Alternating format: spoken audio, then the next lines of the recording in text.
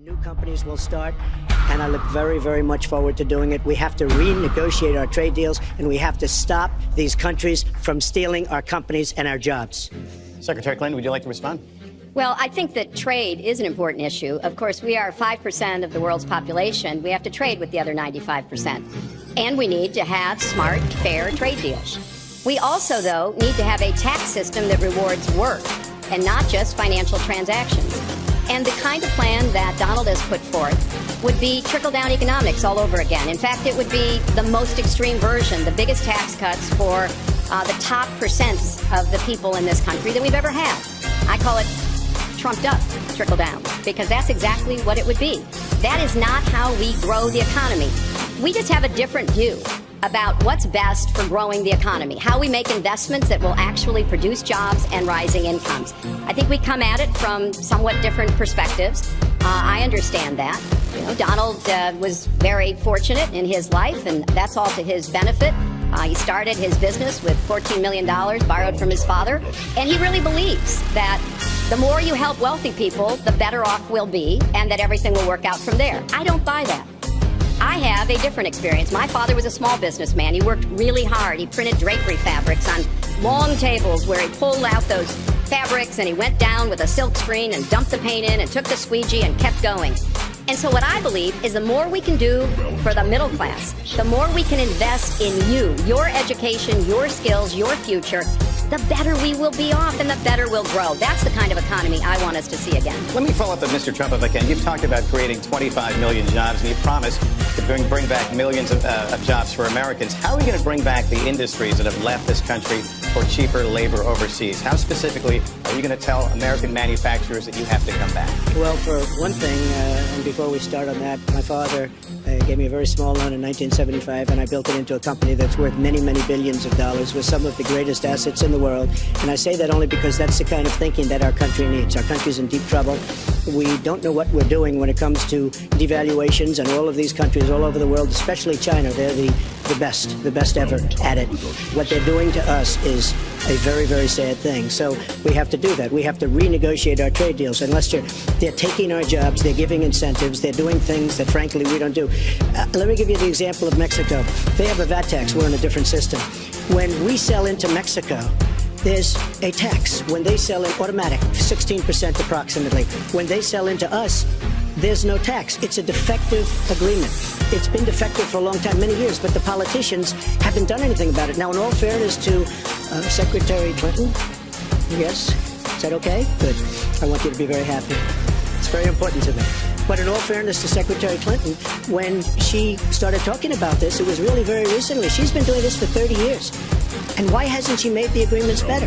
The NAFTA agreement is defective just because of the tax and many other reasons, but just because of the fact. Let me interrupt just a moment. Secretary Clinton and others, politicians, should have been doing this for years. Not right now because of the fact that we've created a movement.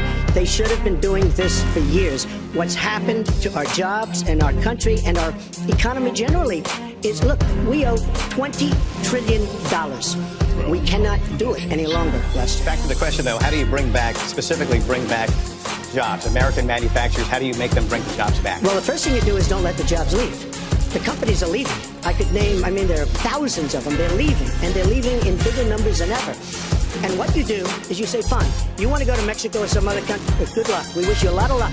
But if you think you're going to make your air conditioners or your cars or your cookies or whatever you make and bring them into our country without a tax, you're wrong.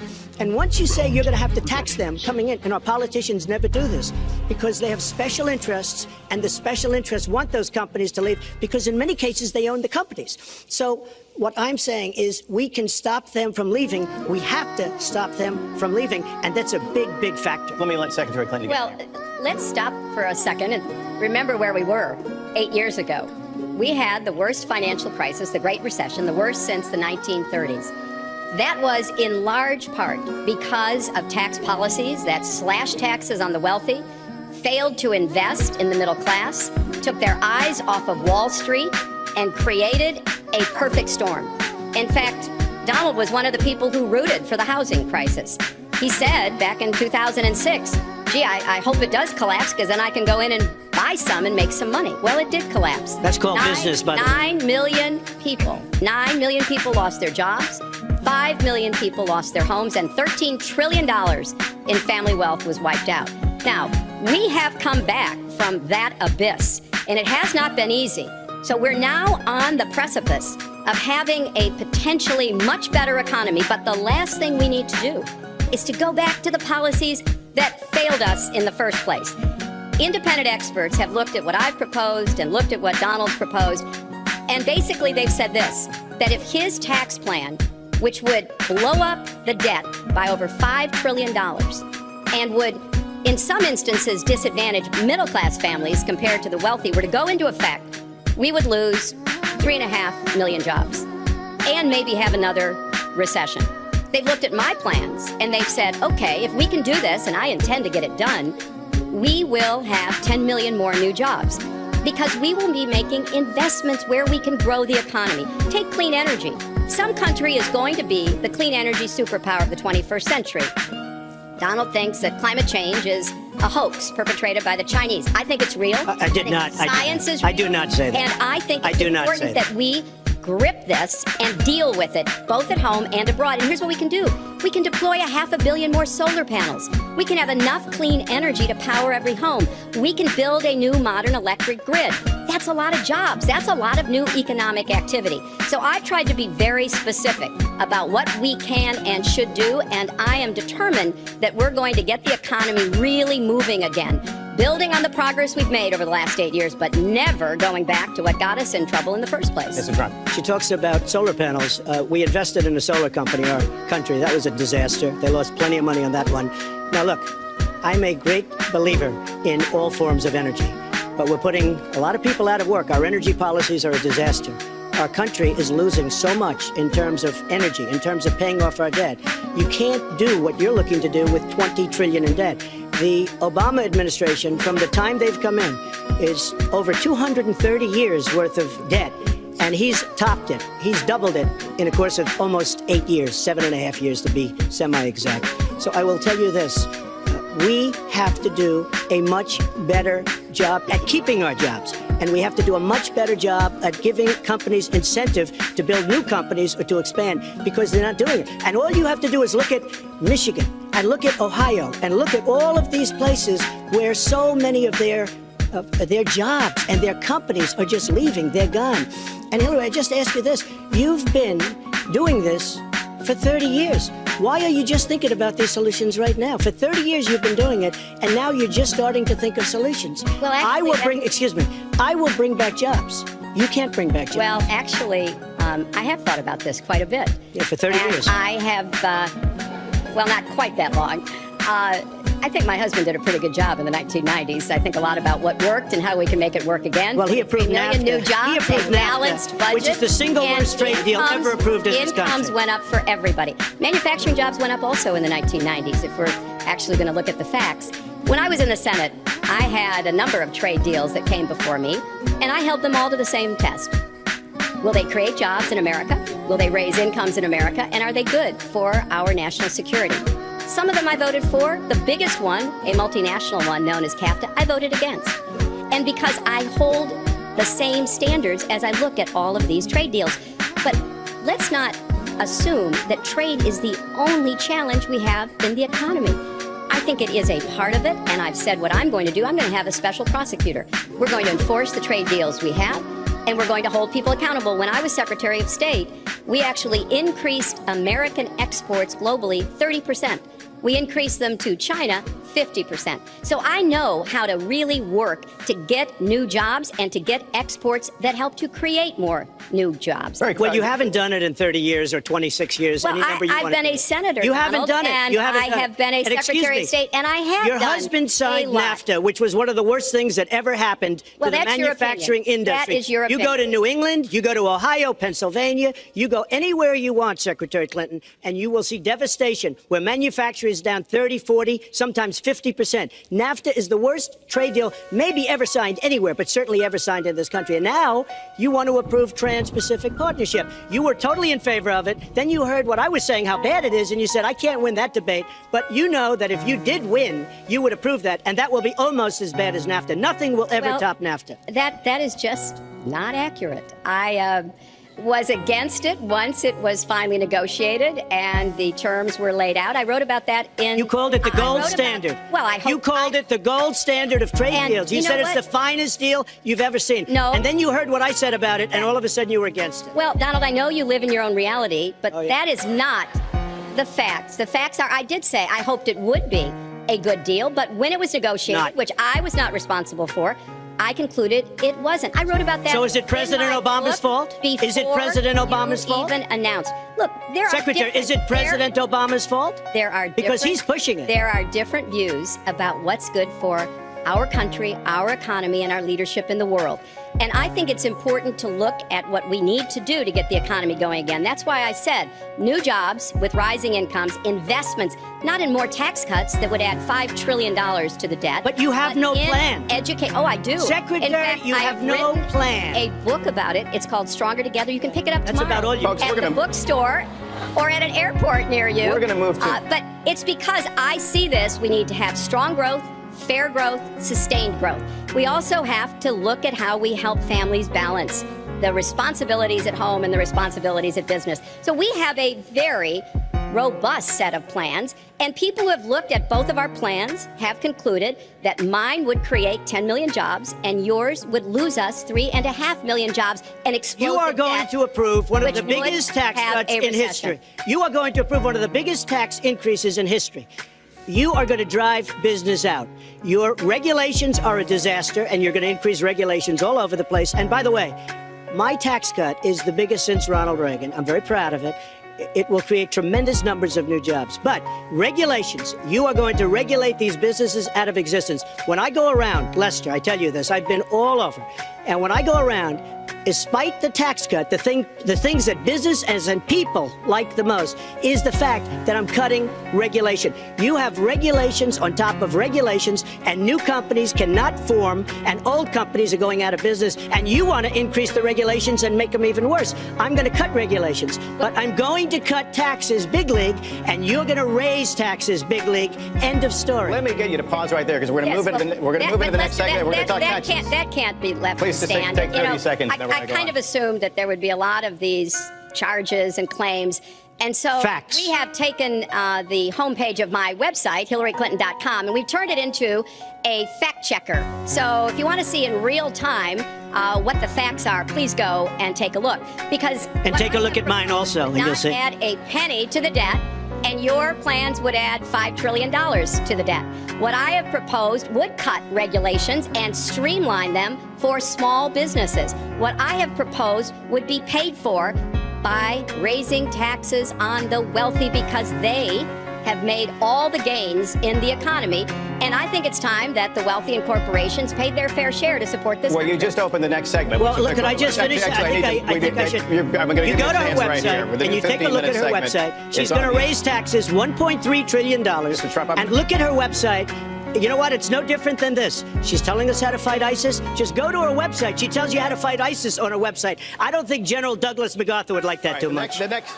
The next segment, we're continuing the subject of... Well, at least I have a plan to fight ISIS. No, you're telling the enemy everything you want to do. No, we're not. See, you're telling the enemy everything you want to do. No wonder you've been fighting ISIS your entire adult life. Folks, go to the fact checkers. Get to work. You are unpacking a lot here, and we're still in the issue of achieving prosperity. And I want to talk about taxes. The fundamental difference between the two of you concerns the wealthy. Secretary Clinton, you're calling for a tax increase in the wealthiest Americans. I'd like you to further defend that. And Mr. Trump, you're calling for tax cuts for the wealthy. I'd like you to defend that. And this next 2-minute answer goes to you, Mr. Trump. Well, I'm really calling for major jobs, because the wealthy are going to create tremendous jobs. They're going to expand their companies. They're going to do a tremendous job. I'm getting rid of the carried interest provision. And if you really look, it's not a tax. It's really not a great thing for the wealthy. It's a great thing for the middle class. It's a great thing for companies to expand.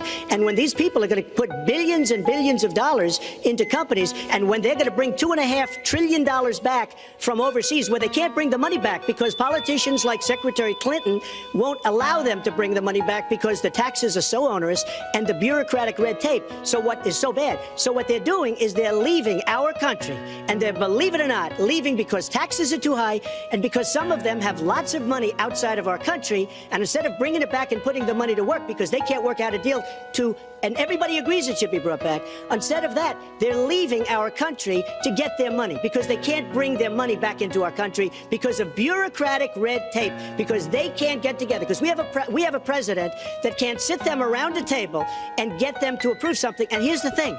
Republicans and Democrats agree that this should be done. $2.5 trillion. I happen to think it's double that. It's probably $5 trillion that we can't bring into our country, Lester. And with a little leadership, you'd get it in here very quickly, and it could be put to use on the inner cities and lots of other things, and it would be beautiful. But we have no leadership. And honestly, that starts with Secretary Clinton. All right, you have 2 minutes on the same question to defend tax increases on the wealthiest Americans, Secretary Clinton. I have a feeling that by the end of this evening, I'm going to be blamed for everything that's ever happened. Why not? Why not? Yeah, why not? Just join the debate by saying more crazy things. Now, let me say hey, there's nothing crazy about not letting our companies bring their money back into their country. This is Secretary Clinton's 2 minutes, please. Yeah, well, let's start the clock again, Lester. We've looked at your tax proposals. I don't see changes in the corporate tax rates or the kinds of proposals you're referring to that would cause the repatriation, bringing back of money that's stranded overseas. I happen to support that. I happen to support that in a way that will actually work to our benefit. But when I look at what you have proposed, you have what is called now the Trump loophole, because it would so advantage you and the business you do. You've proposed an approach that has a $4 billion tax benefit for your family. And when you look at what you are proposing, it is, as I said, trumped up trickle down. Trickle down did not work. It got us into the mess we were in 2008 and 9. Slashing taxes on the wealthy hasn't worked, and a lot of really smart, wealthy people know that.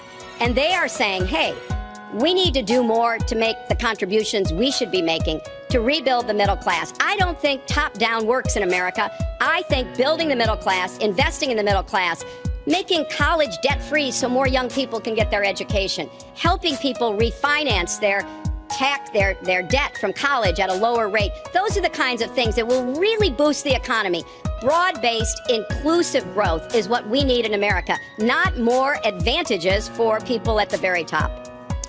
Mr. Trump, typical politician, all talk, no action, sounds good, doesn't work, never going to happen.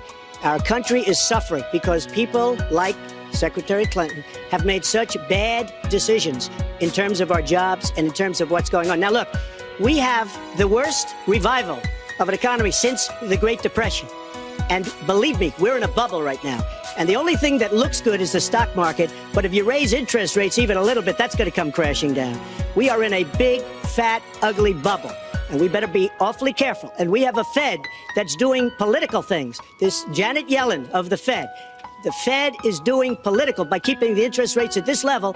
And believe me, the day Obama goes off and he leaves and he goes out to the golf course for the rest of his life to play golf, when they raise interest rates, you're going to see some very bad things happen because the Fed is not doing their job. The Fed is being more political than Secretary Clinton. Mr. Trump, we're talking about the burden that Americans have to pay, yet you have not released your tax returns. And the reason nominees have released their returns for decades is that voters will know if their potential president owes money to, who he owes it to, and any business conflicts. Don't Americans have a right to know if there are any conflicts of interest? I don't mind releasing. I'm under a routine audit, and it'll be released. And as soon as the audit's finished, it'll be released.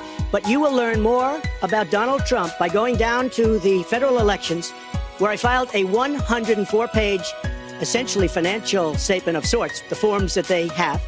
It shows income. In fact, the income, I just looked today, the income is filed at $694 million for this past year. $694 million. If you would have told me I was going to make that 15 or 20 years ago, I would have been very surprised. But that's the kind of thinking that our country needs. When we have a country that's doing so badly, that's being ripped off by every single country in the world, it's the kind of thinking that our country needs, because everybody, Lester, we have a trade deficit with all of the countries that we do business with of almost $800 billion a year. You know what that is? That means who's negotiating these trade deals? We have people that are political hacks negotiating our trade deals. The IRS says an audit of your taxes, you're perfectly free to release your taxes during an audit. And so the question, does the public's right to know outweigh your personal? Well, I told you, I will release them as soon as the audit. Look, I've been under audit almost for 15 years. I know a lot of wealthy people that have never been audited. I said, you get audited? I get audited almost every year. And in a way, I should be complaining. I'm not even complaining. I don't mind it. It's almost become a way of life. I get audited by the IRS, but other people don't. I will say this. We have a situation in this country that has to be taken care of. I will release my tax returns against my lawyer's wishes when she releases her 33,000 emails that have been deleted. As soon as she releases them, I will release my tax returns, and that's against my lawyers. They say don't do it. I will tell you this. No, in fact, watching shows and reading the papers, almost every lawyer says you don't release your returns until the audit's complete. When the audit's complete, I'll do it. But I would go against them if she releases her email. So it's negotiable? It's not negotiable. No, let her release the email. Why did she delete 33,000? Well, I'll let her ask that, but let me just admonish the audience one more time. There was an agreement. We did ask you to be silent, so it would be helpful for us. Secretary Clinton. Well, I think you've just seen another example of bait and switch here. For 40 years, everyone running for president has released their tax returns. You can go and see nearly, I think, 39, 40 years of our tax returns, but everyone has done it. We know the IRS has made clear there is no prohibition on releasing it when you're under audit. So you've got to ask yourself, why won't he release his tax returns? And I think there may be a couple of reasons. First, maybe he's not as rich as he says he is. Second, maybe he's not as charitable as he claims to be. Third, we don't know all of his business dealings, but we have been told through investigative reporting that he owes about $650 million to Wall Street and foreign banks. Or maybe he doesn't want the American people, all of you watching tonight, to know that he's paid nothing in federal taxes, because the only years that anybody's ever seen were a couple of years when he had to turn them over to state authorities when he was trying to get a casino license, and they showed he didn't pay any federal income tax. So if he's paid zero, that means zero for troops, zero for vets, zero for schools or health. And I think probably he's not all that enthusiastic about having the rest of our country see what the real reasons are, because it must be something really important, even terrible, that he's trying to hide. And the financial disclosure statement, they don't give you the tax rate. They don't give you all the details that tax returns would. And it just seems to me that this is something that the American people deserve to see. And I have no reason to believe that he's ever going to release his tax returns, because there's something he's hiding. And we'll guess. We'll keep guessing at what it might be that he's hiding. But I think the question is, were he ever to get near the White House, what would be those conflicts? Who does he owe money to? Well, he owes you the answers to that, and he should provide them. He also raised the issue of your emails. Do you want to respond to that? I do. You know, I made a mistake using a private email. That's for sure. And if I had to do it over again, I would obviously do it differently. But I'm not going to make any excuses. It was a mistake, and I take responsibility for that. Mr. Trump? That was more than a mistake. That was done purposely. Okay, that was not a mistake. That was done purposely. When you have your staff taking the Fifth Amendment, taking the Fifth, so they're not prosecuted. When you have the man that set up the illegal server taking the Fifth, I think it's disgraceful. And believe me, this country thinks it's disgraceful. It really thinks it's disgraceful also. As far as my tax returns, you don't learn that much from tax returns, that I can tell you. You learn a lot from financial disclosure. And you should go down and take a look at that. The other thing, I'm extremely underleveraged. The report that said 650, which, by the way, a lot of friends of mine that know my business said, boy, that's really not a lot of money. It's not a lot of money relative to what I had.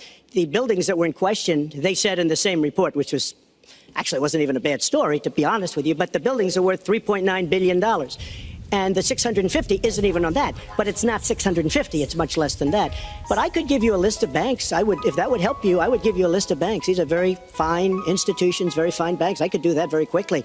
I am very underleveraged. I have a great company. I have a tremendous income. And the reason I say that is not in a braggadocious way. It's because it's about time that this country had somebody running it that has an idea about money. Where we have $20 trillion in debt, and our country's a mess. You know, it's one thing to have $20 trillion in debt, and our roads are good, and our bridges are good, and everything's in great shape. Our airports are like from a third world country. You land at LaGuardia, you land at Kennedy, you land at LAX, you land at Newark, and you come in from Dubai and Qatar, and you see these incredible, you come in from China, you see these incredible airports, and you land, we've become a third world country. So, the worst of all things has happened. We owe $20 trillion, and we're a mess. We haven't even started.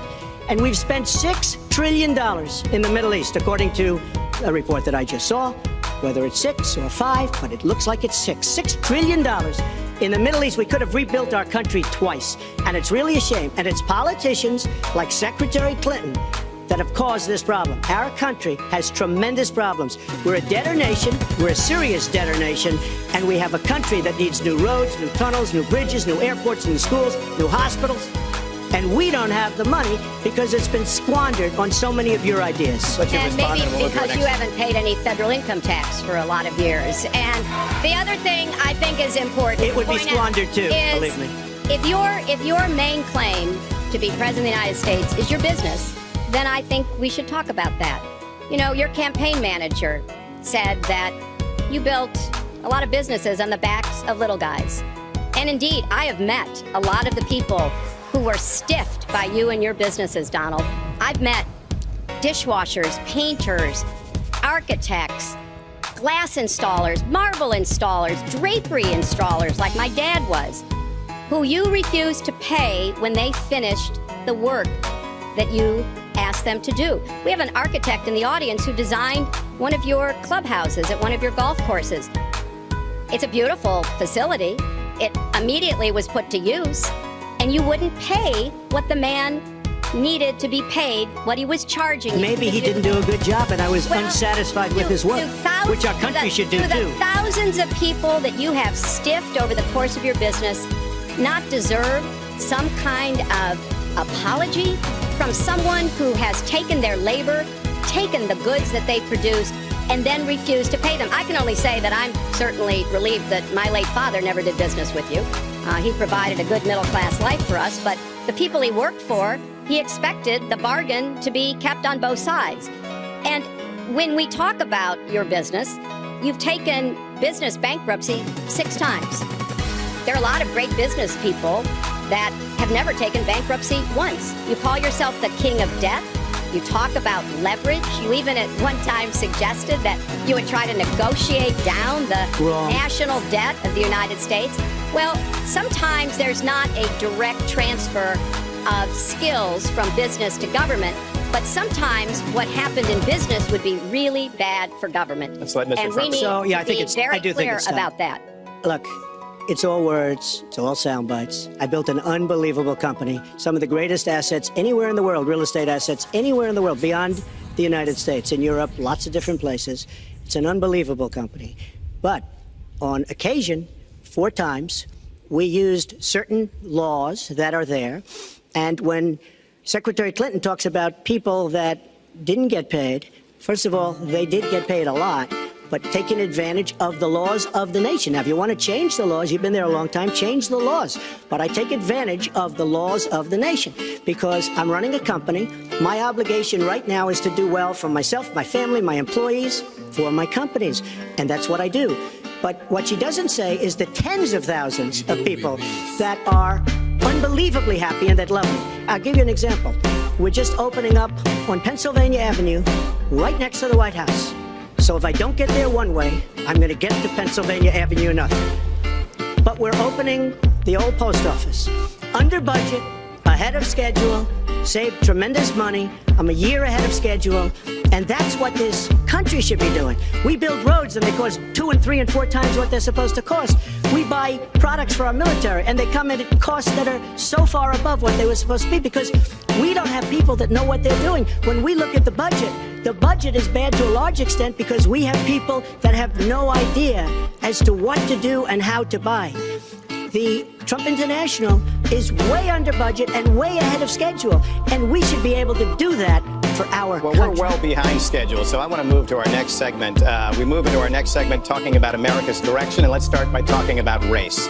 The share of Americans who say race relations are bad in this country is the highest it's been in decades, much of it amplified by shootings of African Americans by police, as we've seen recently in Charlotte and Tulsa.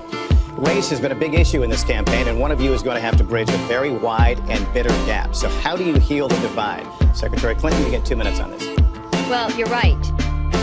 Race remains a significant challenge in our country. Unfortunately, race still determines too much. Often determines where people live, determines what kind of education in their public schools they can get, and yes, it determines how they're treated in the criminal justice system. We've just seen those two tragic examples in both Tulsa and Charlotte. And we've got to do several things at the same time. We have to restore trust between communities and the police. We have to work to make sure that our police are using the best training, the best techniques, that they're well prepared to use force only when necessary. Everyone should be respected by the law, and everyone should respect the law. Right now, that's not the case in a lot of our neighborhoods. So I have, ever since the first day of my campaign, called for criminal justice reform.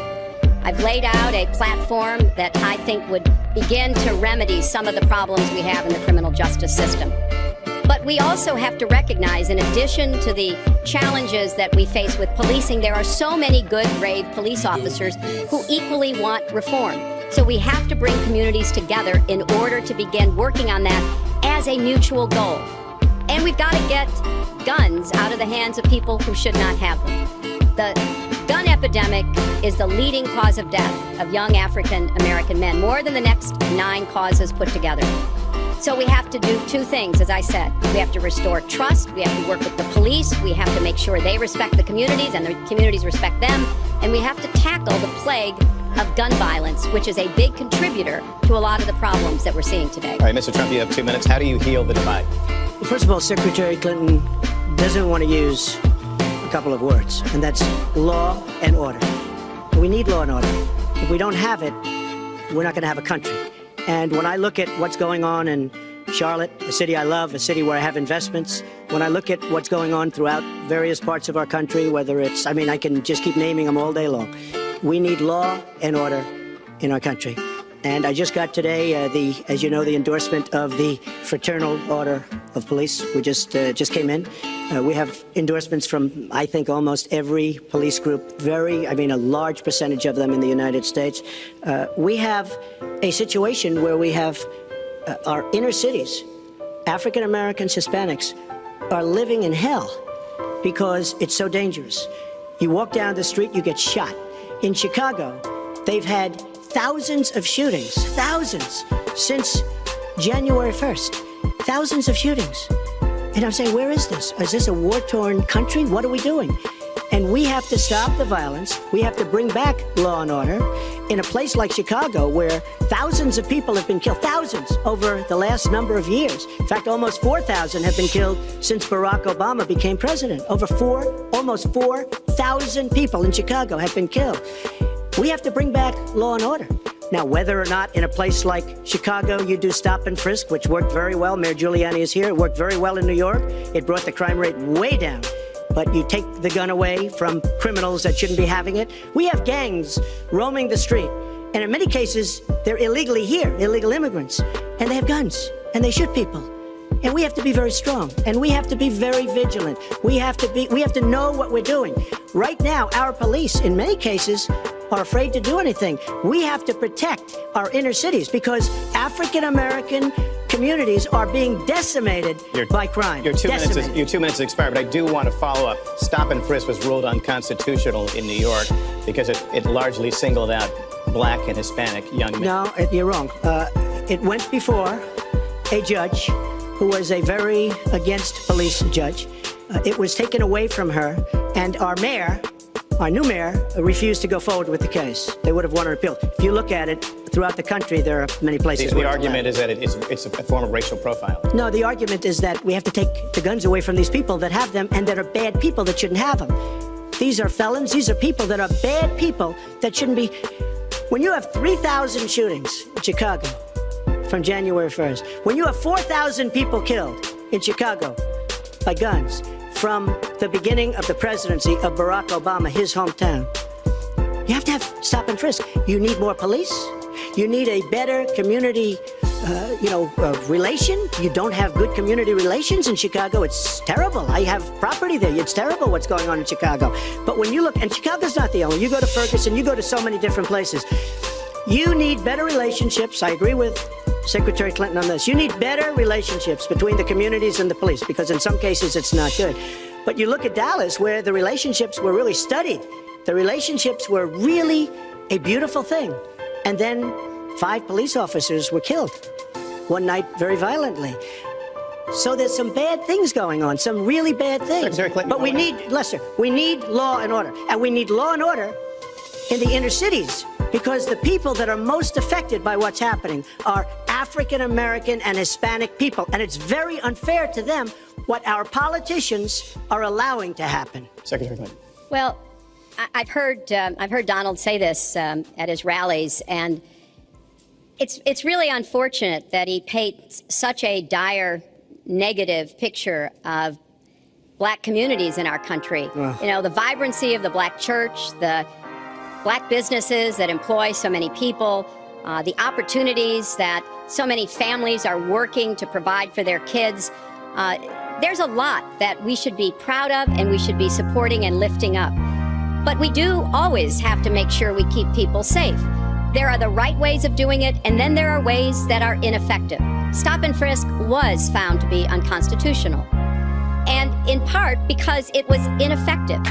It did not do what it needed to do. Now, I believe in community policing, and in fact, violent crime is 1/2 of what it was in 1991. Property crime is down 40%. We just don't want to see it creep back up. We've had 25 years of very good cooperation, but there were some problems, some unintended consequences.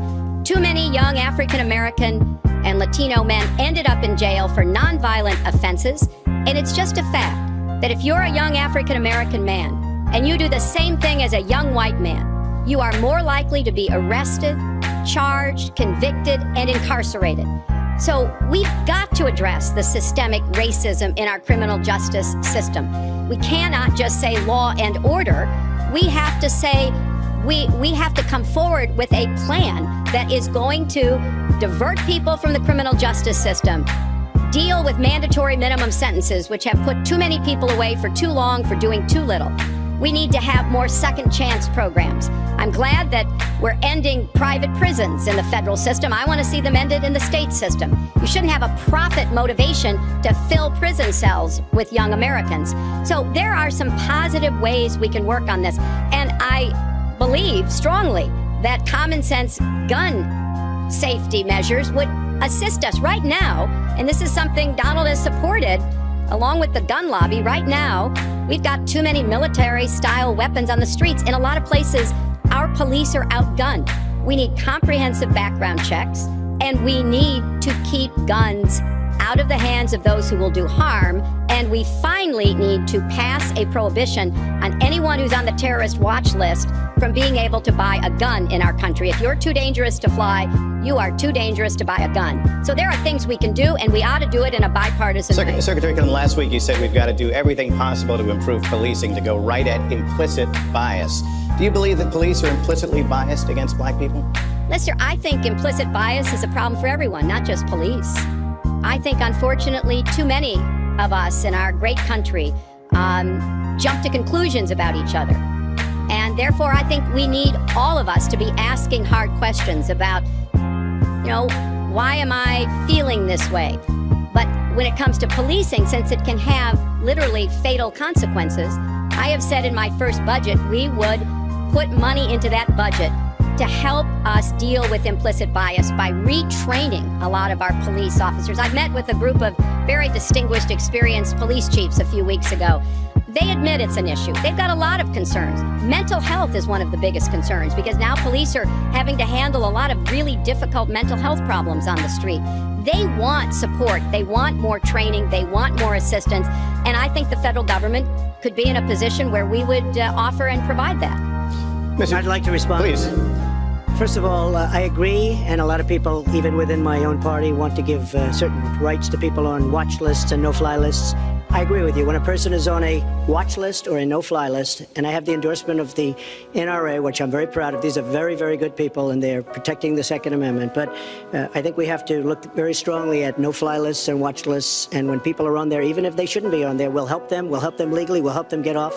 But I tend to agree with that quite strongly. I do want to bring up the fact that you were the one that brought up the word super predator about young black youth. And that's a term that I think was it's been horribly met, as you know. I think you've apologized for it. But I think it was a terrible thing to say. And when it comes to stop and frisk, you're talking about taking guns away. Well, I'm talking about taking guns away from gangs and people that use them. And I really don't think you disagree with me on this, if you want to know the truth. I think maybe there's a political reason why you can't say it, but I really don't believe. In New York City, stop and frisk, we had 2,200 murders, and stop and frisk brought it down to 500 murders. 500 murders is a lot of murders. Hard to believe. 500 is supposed to be good. But we went from 2,200 to 500, and it was continued on by Mayor Bloomberg, and it was terminated by current mayor. But stop and frisk had a tremendous impact on the safety of New York City, tremendous beyond belief. So when you say it has no impact, it really did. It had a very, very big impact. Well, it's also fair to say, if we're going to talk about mayors, that under the current mayor, crime has continued to drop, including murders. So there is... Wrong. You're wrong. No, I'm not. Murders are up. All right, you check. New York has done an excellent job, and I give credit. I give credit across the board, going back to mayors, to police chiefs, because it has worked, and other communities need to come together to do what will work as well. Look, one murder is too many, but it is important that we learn about what has been effective and not go to things that sound good that really did not have the kind of impact that we would want. Who disagrees with keeping neighborhoods safe? But let's also add, no one should disagree about respecting the rights of young men who live in those neighborhoods. And so we need to do a better job of working again with the communities, faith communities, business communities, as well as the police to try to deal with this problem. This conversation is about race, and so, Mr. Trump, I have to ask you. But I'd like to just respond, if I might. Please, 20 seconds. I'd just like to respond. Please respond, then I've got to follow up. Look, the African-American community has been let down by our politicians. They talk good around election time, like right now, and after the election, they said, see you later, I'll see you in 4 years. The African-American community, look, the community within the inner cities has been so badly treated. They've been abused and used in order to get votes by Democrat politicians, because that's what it is. They've controlled these communities for up to 100 years. Mr. Trump, unbroken. And I will tell you, you look at the inner cities, and I just left Detroit, and I just left Philadelphia, and I just, you've seen me. I've been all over the place. You decided to stay home, and that's okay. But I will tell you, I've been all over, and I've met some of the greatest people I'll ever meet within these communities, and they are very, very upset with what their politicians have told them and what their politicians have done. Mr. Trump, I think Donald just criticized me for preparing for this debate, and yes, I did. And you know what else I prepared for? I prepared to be president, and I think that's a good thing. Mr. Trump, for 5 years, you perpetuated a false claim that the nation's first black president was not a natural-born citizen. You questioned his legitimacy. In the last couple of weeks, you acknowledged what most Americans have accepted for years. The president was born in the United States. Can you tell us what took you so long? I'll tell you just very simple to say. Sidney Blumenthal works for the campaign and very close friend of Secretary Clinton. And her campaign manager, Patty Doyle, went to, during her campaign against President Obama, fought very hard. And you can go look it up, and you can check it out. And if you look at CNN this past week, Patty Solis Doyle was on Wolf Blitzer saying that this happened. Blumenthal sent McClatchy, a highly respected reporter at McClatchy, to Kenya to find out about it. They were pressing it very hard.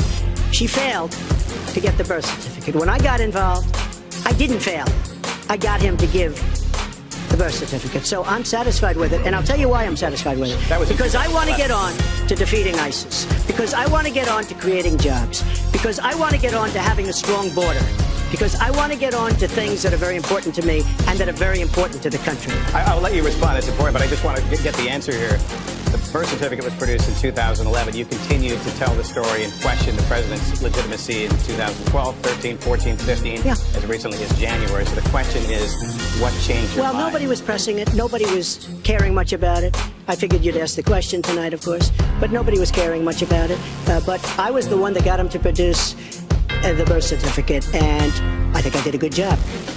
Secretary Clinton also fought it. I mean, now everybody in mainstream is going to say, oh, that's not true. Look, it's true. Sidney Blumenthal sent a reporter. You just have to take a look at CNN last week, the interview with your former campaign manager, and she was involved. But just like she can't bring back jobs, she can't produce. I'm sorry, I'm just going to follow, and I will let you respond to that because there's a lot there, but we're talking about racial healing in this segment.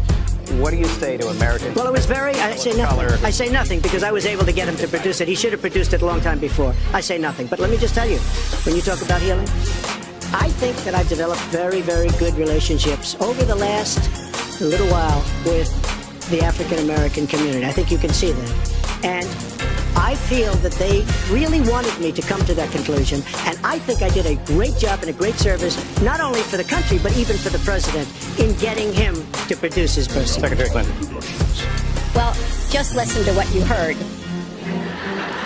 And clearly, as Donald just admitted, he knew he was going to stand on this debate stage, and Lester Holt was going to be asking us questions, so he tried to put the whole racist birther lie to bed. But it can't be dismissed that easily. He has really started his political activity based on this racist lie that our first black president was not an American citizen. There was absolutely no evidence for it, but he persisted. He persisted year after year because some of his supporters, people that he was trying to bring into his fold, apparently believed it or wanted to believe it. But remember, Donald started his career back in 1973 being sued by the Justice Department for racial discrimination because he would not rent apartments in one of his developments to African Americans, and he made sure that the people who worked for him understood that was the policy. He actually was sued twice by the Justice Department. So he has a long record of engaging in racist behavior. And the birther lie was a very hurtful one. Barack Obama is a man of great dignity, and I could tell how much it bothered him and annoyed him that this was being touted and used against him. But I like to remember what Michelle Obama said in her amazing speech at our Democratic National Convention. When they go low, we go high. And Barack Obama went high, despite Donald Trump's best efforts to bring him down. Mr. Trump, you can respond, then we're going to move on to the next segment. I would love to respond. First of all, I got to watch, in preparing for this, some of your debates against Barack Obama. You treated him with terrible disrespect. And I watched the way you talk now about how lovely everything is and how wonderful you are. It doesn't work that way. You were after him. You were trying to. You even sent out, or your campaign sent out, pictures of him in a certain garb. Very famous pictures. I don't think you can deny that. But just last week, your campaign manager said it was true. So when you try to act holier than thou, it really doesn't work. It really doesn't. Now, as far as the lawsuit, yes, when I was very young, I went into my father's company, had a real estate company in Brooklyn and Queens, and we, along with many, many other companies throughout the country, it was a federal lawsuit, were sued. We settled the suit with no admission of guilt. It was very easy to do, but they sued many people. I notice you bring that up a lot, and I also noticed the very nasty commercials that you do on me in so many different ways, which I don't do on you. Maybe I'm trying to save the money. But frankly, I look at that and I say, isn't that amazing? Because I settled that lawsuit with no admission of guilt. But that was a lawsuit brought against many real estate firms, and it's just one of those things. I'll go on one step further. In Palm Beach, Florida, tough community, a brilliant community, a wealthy community, probably the wealthiest community there is in the world. I opened a club and really got great credit for it. No discrimination against African Americans, against Muslims, against anybody. And it's a tremendously successful club, and I'm so glad I did it. And I have been given great credit for what I did, and I'm very, very proud of it. And that's the way I feel.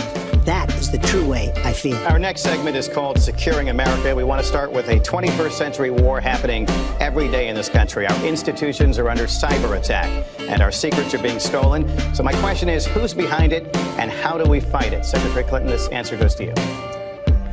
Well, I think cybersecurity, cyber warfare will be one of the biggest challenges facing the next president, because clearly we're facing at this point two different kinds of adversaries. There are the independent hacking groups that do it mostly for commercial reasons, to try to steal information that they then can use to make money.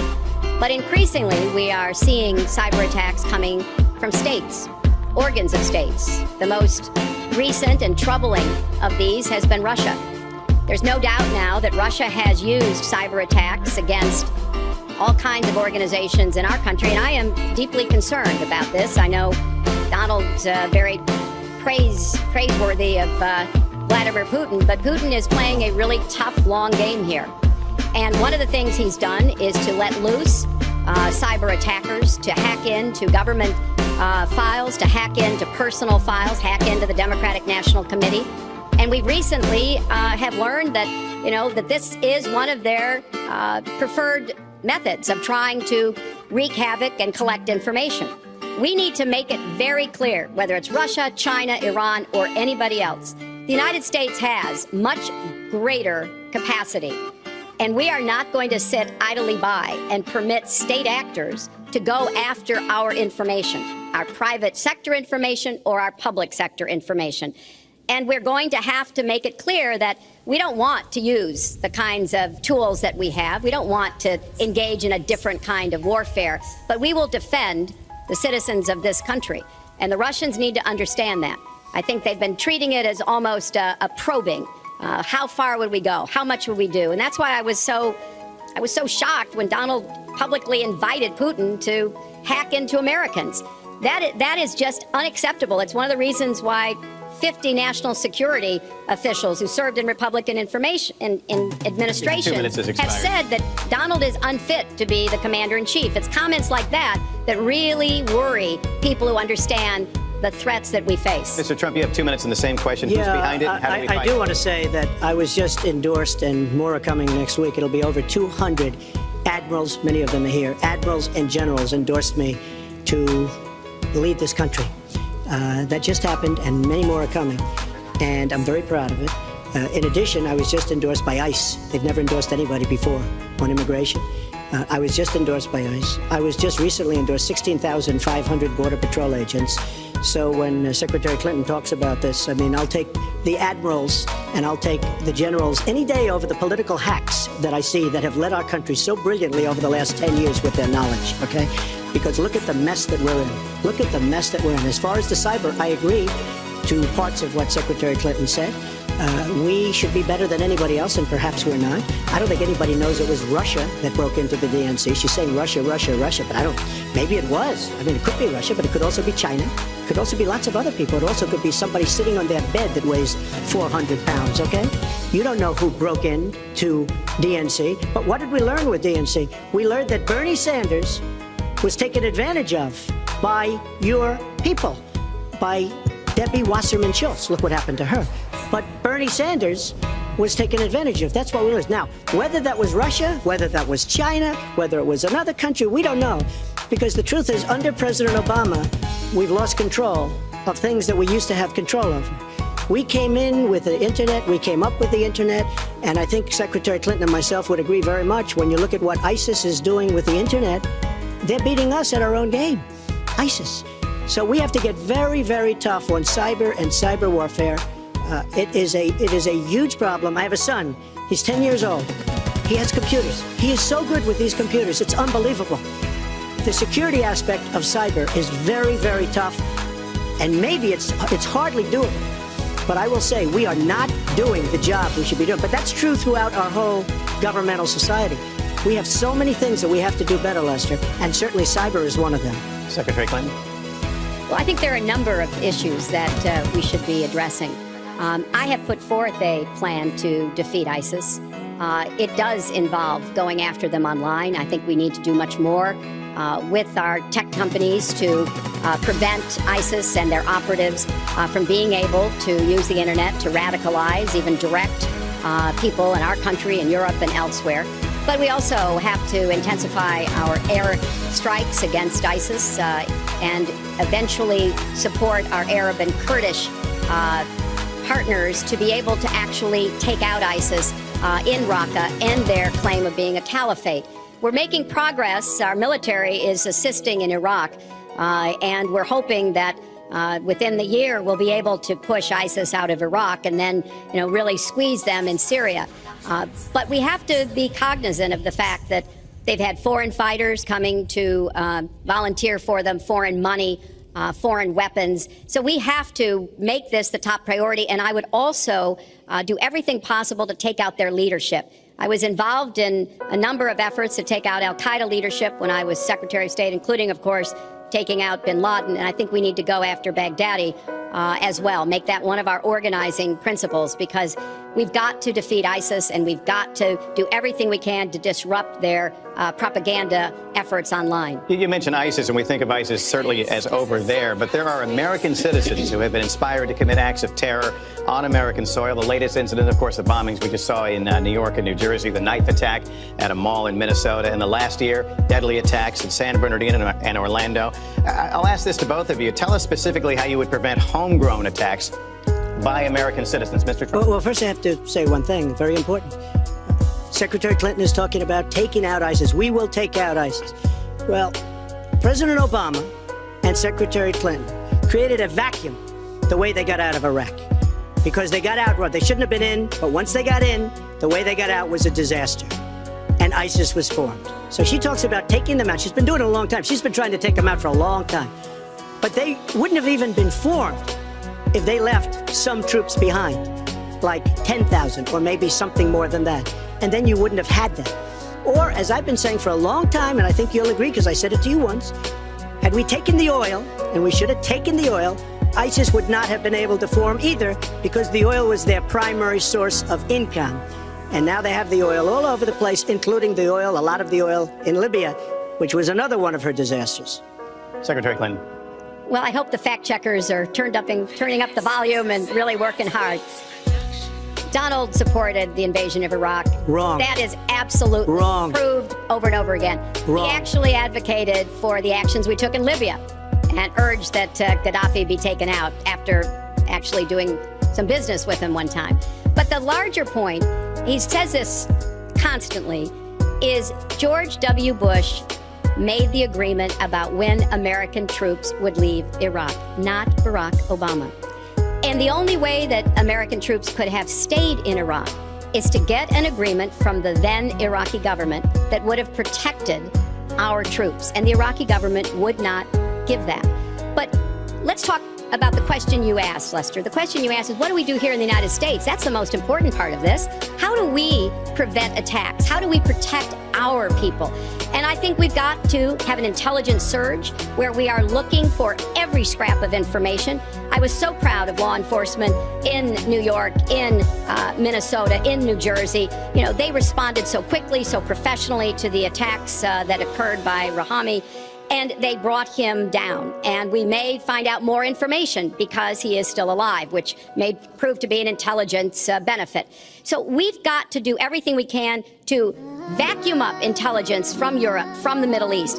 That means we've got to work more closely with our allies. And that's something that Donald has been very dismissive of. We're working with NATO, the longest military alliance in the history of the world, to really turn our attention to terrorism. We're working with our friends in the Middle East, many of which, as you know, are Muslim-majority nations. Donald has consistently insulted Muslims abroad, Muslims at home, when we need to be cooperating with Muslim nations and with the American Muslim community.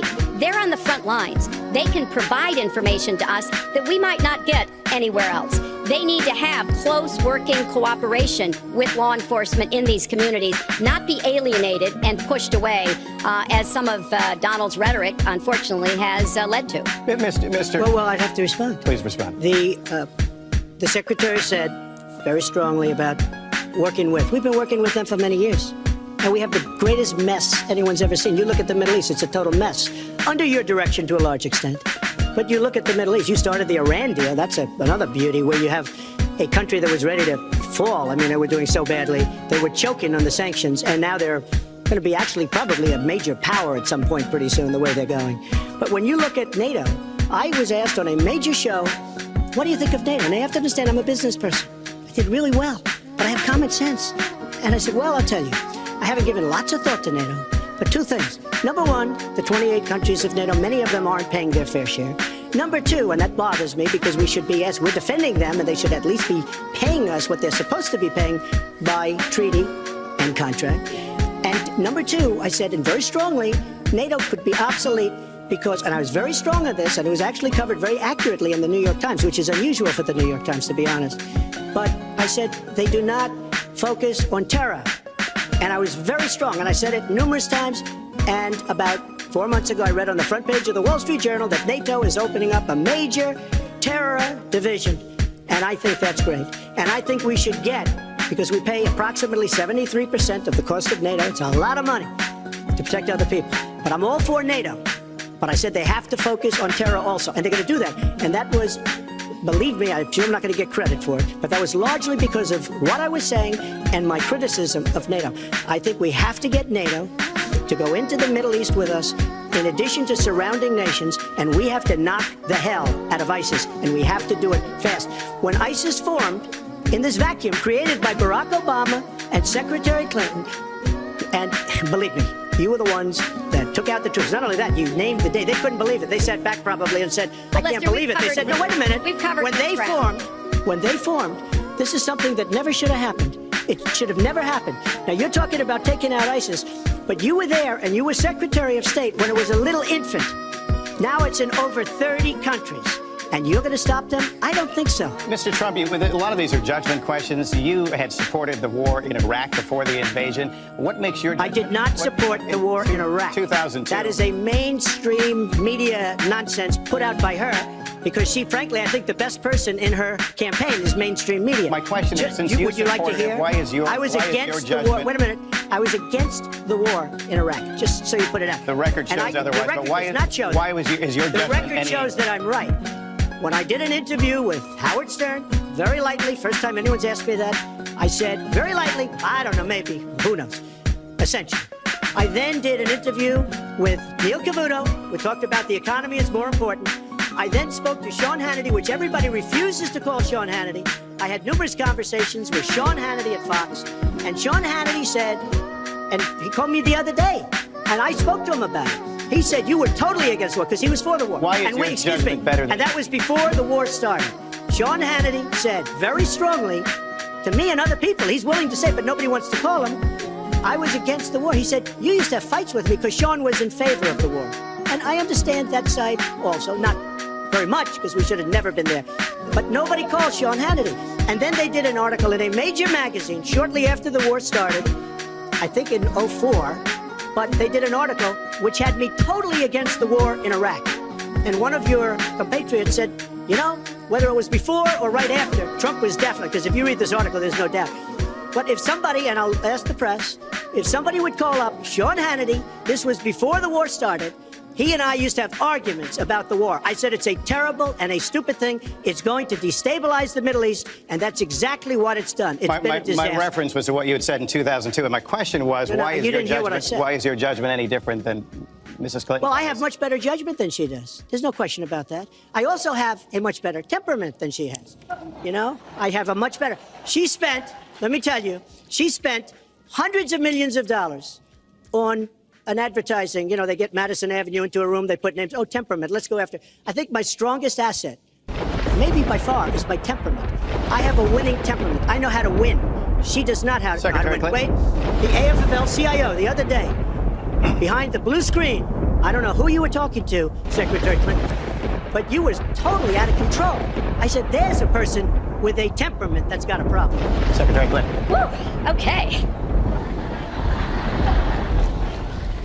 Let's talk about two important issues that were briefly mentioned by Donald. First, NATO.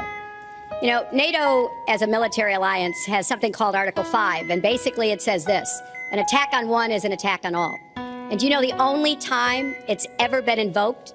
After 9/11, when the 28 nations of NATO said that they would go to Afghanistan with us to fight terrorism, something that they still are doing by our side.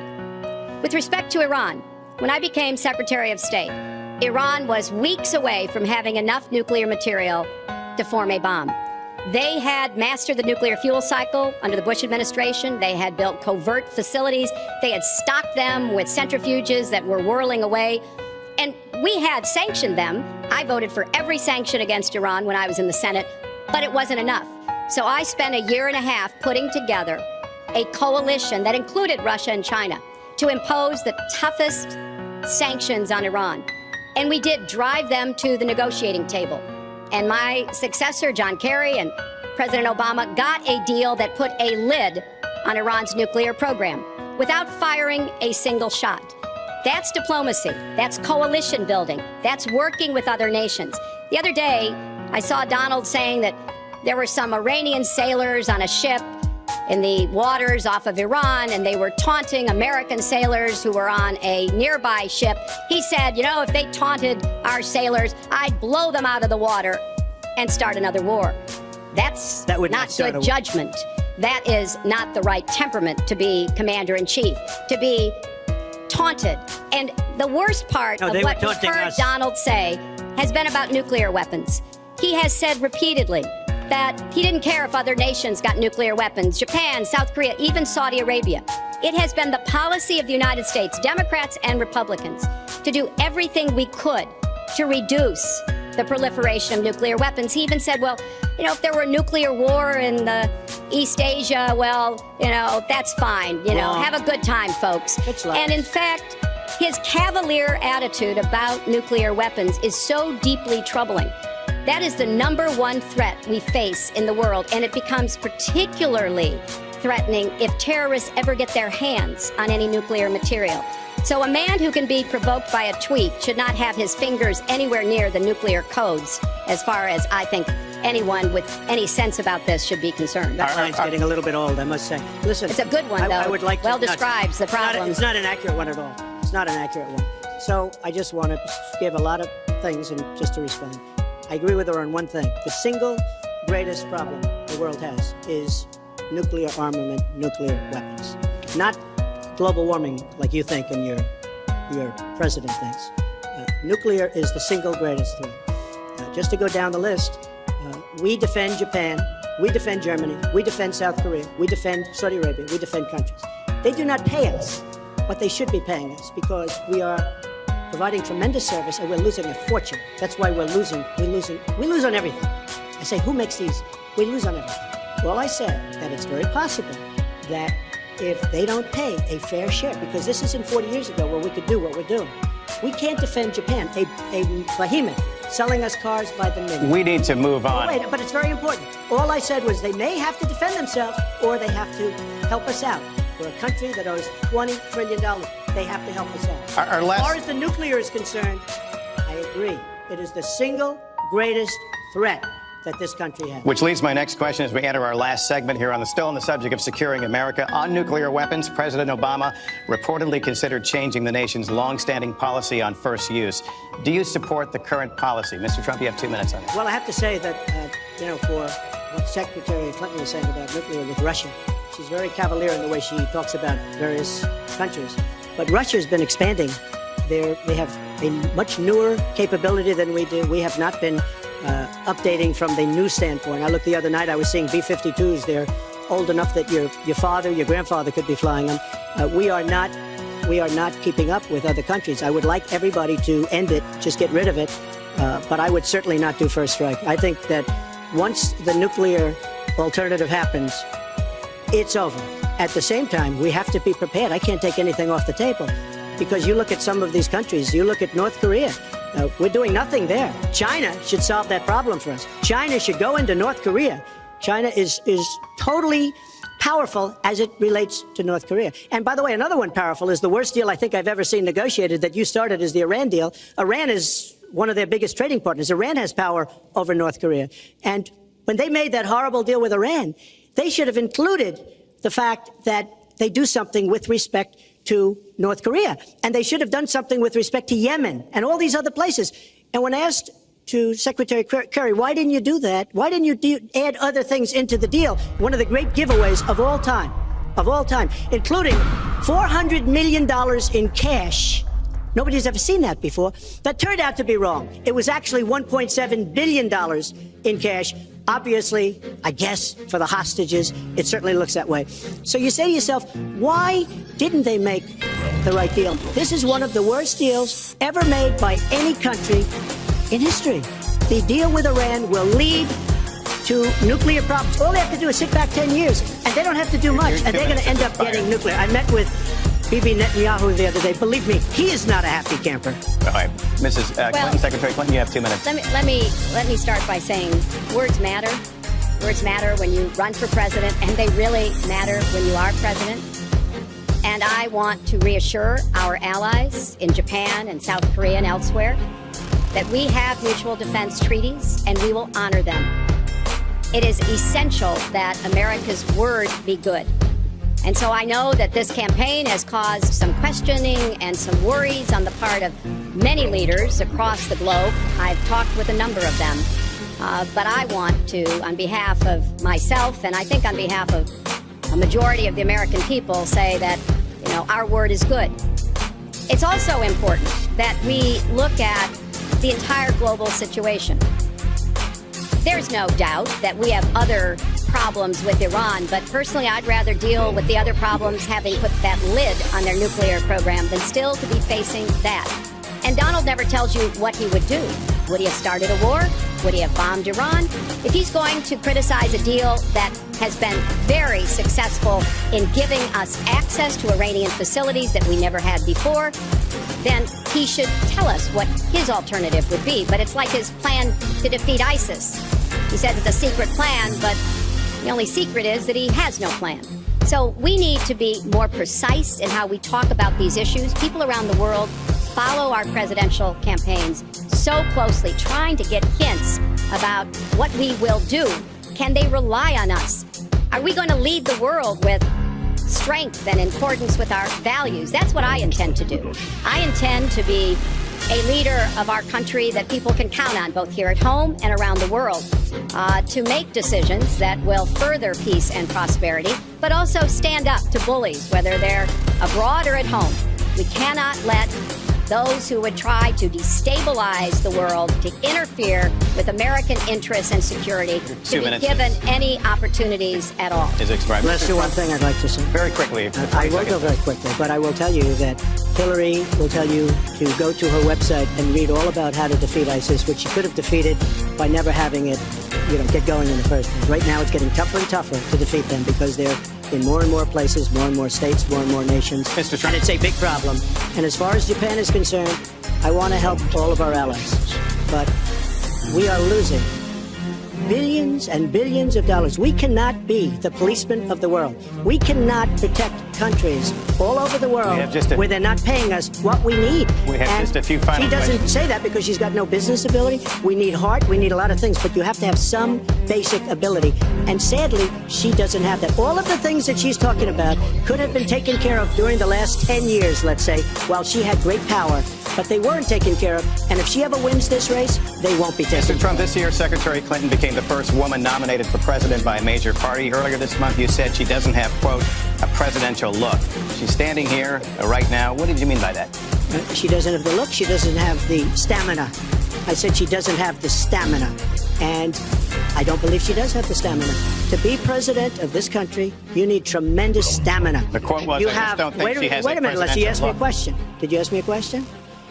You have to be able to negotiate our trade deals. You have to be able to negotiate. That's right. with Japan, with Saudi Arabia. I mean, can you imagine we're defending Saudi Arabia, and with all of the money they have, we're defending them and they're not paying? All you have to do is speak to them. Wait, you have so many different things you have to be able to do, and I don't believe that Hillary has the stamina. Let's let her respond. Well, as soon as he travels to 112 countries and negotiates a peace deal, a ceasefire, a release of dissidents, an opening of new opportunities in nations around the world, or even spends 11 hours testifying in front of a congressional committee, he can talk to me about stamina. The world, let me tell you, Hillary has experience, but it's bad experience. We have made so many bad deals during the last... So she's got experience, that I agree, but it's bad experience. Whether it's the Iran deal that you're so in love with, where we gave them $150 billion back, whether it's the Iran deal, whether it's anything you can name. You almost can't name a good deal. I agree. She's got experience, but it's bad experience. And this country can't afford to have another 4 years of that kind of experience. We are at the final question. One thing, Very Lester, quickly, is, we're at the you final know, question he now. tried to switch from looks to stamina. But this is a man who has called women pigs, slobs, and dogs. And someone who has said pregnancy is an inconvenience to employers, who has said women don't deserve equal pay unless they do as good a job as men. And one of the worst things he said was about a woman in a beauty contest. He loves beauty contests, supporting them and hanging around them. And he called this woman Miss Piggy. Then he called her Miss Housekeeping because she was Latina. Donald, she has a name. Where did you find her it? name Where is did you find Alicia this? Machado. Where did you find and it? she has become a U.S. citizen, and you can bet she's going to vote this November. Okay, good. Let me just tell you. Mr. Trump, if you take 10 seconds, and then we're going to have the final question. Hillary is hitting me with tremendous commercials. Some of it said in entertainment. Some of it said somebody who's been very vicious to me, Rosie O'Donnell. I said very tough things to her, and I think everybody would agree that she deserves it, and nobody feels sorry for her. But you want to know the truth? I was going to say something extremely rough to Hillary, to her family, and I said to myself, I can't do it. I just can't do it. It's inappropriate. It's not nice. But she spent hundreds of millions of dollars on negative ads on me, many of which are absolutely untrue. They're untrue and they're misrepresentations. And I will tell you this, Lester, it's not nice, and I don't deserve that. But it's certainly not a nice thing that she's done. It's hundreds of millions of ads, and the only gratifying thing is I saw the polls come in today, and with all of that money, over $200 million is spent. And I'm either winning or tied, and I've spent practically nothing. One of you will not win this election. So my final question to you tonight, are you willing to accept the outcome as the will of the voters? Secretary Clinton? Well, I support our democracy. And sometimes you win, sometimes you lose. But I certainly will support the outcome of this election. And I know Donald's trying very hard to plant doubts about it, but I hope the people out there understand this election's really up to you. It's not about us so much as it is about you and your families and the kind of country and future you want. So I sure hope you will get out and vote as though your future depended on it, because I think it does. Mr. Trump, very quickly, the same question. Will you accept the outcome as the will of the voters? I want to make America great again.